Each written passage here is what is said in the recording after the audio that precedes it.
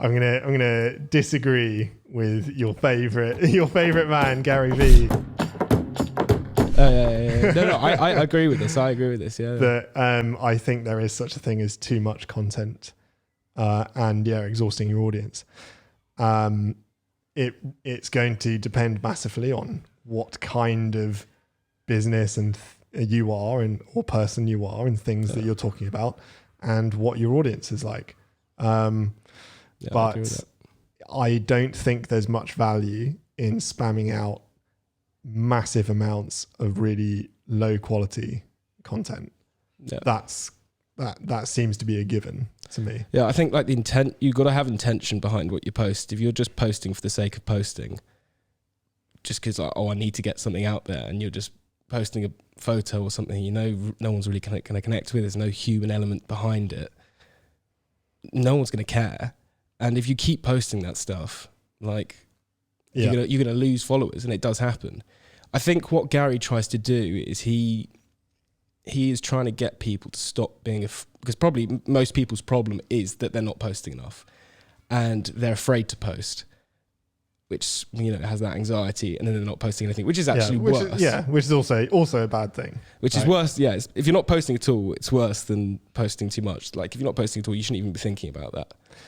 Yeah, I mean, I think it's if you have no presence whatsoever, then that's also not great. But I think you can, especially if you have a certain brand image or something that you want to portray, if you're putting out too much and it's not of the quality or of the right tone of voice and style that you feel is authentic to you, because you're just rushing to get it out, then it's just going to do damage to your brand identity rather than enhance it. So that's the point where you want to step back from it. Yeah, I agree with that.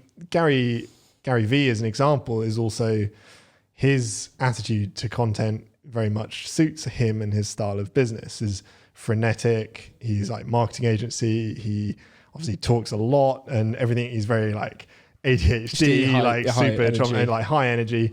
So for him, you don't have to have super high production value videos and a certain look. You just get him out there, and he's a guy who speaks constantly anyway. So that suits his brand image. Yeah, I think it goes back to the kind of value you're providing. So obviously Gary's value mainly is kind of like inspirational content / kind of business tips. And generally he can literally just get someone with a camera to follow him around all day, because that's all he's doing all day, as you basically just said. So for him, compromising on quality is not camera quality, even though now like he has a massive team to have that high production value. His quality is the stuff that's coming out of his mouth,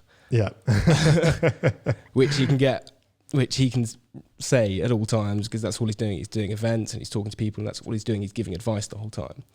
Whereas some people's value, I think, they don't like have as much to give the whole time in that terms of advice or stuff like that, or it might, or to provide like a level of value that people want, you're going to have to put more time and effort to be able to produce that. Yeah, definitely. I also don't think to be frank, I don't think there's room in the world for everyone to be a Gary Vee type character. No, of course not. So I think the overarching thing and the overarching message is, as with all things in content marketing and life, is that in general you are going to get the best results if you remain authentic to yourself. And what you're liking to produce. And so if you're thinking, not really into a daily vlog, I don't want to speak to people every day, don't do it. Then don't do it. But maybe you'll come to a nice mid-ground where you think, oh, maybe I could weekly or even just a monthly update, and we're going to do it the way I feel like is good and will reflect well on us, and you feel good about that, then do that. Because authenticity matters. So. You definitely should feel like, I don't know, you're excited to create. And I think that's the thing I hear with a lot of like daily vloggers, is you're probably going to hit a wall at some point where you can't go anymore.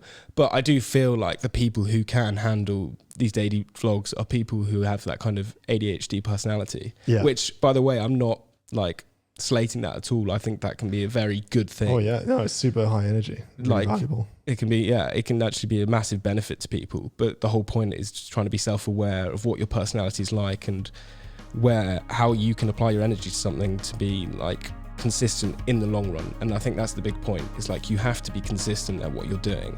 And if you try a daily vlog and you do it for a week and then you're burnt out, what's the point? Yeah.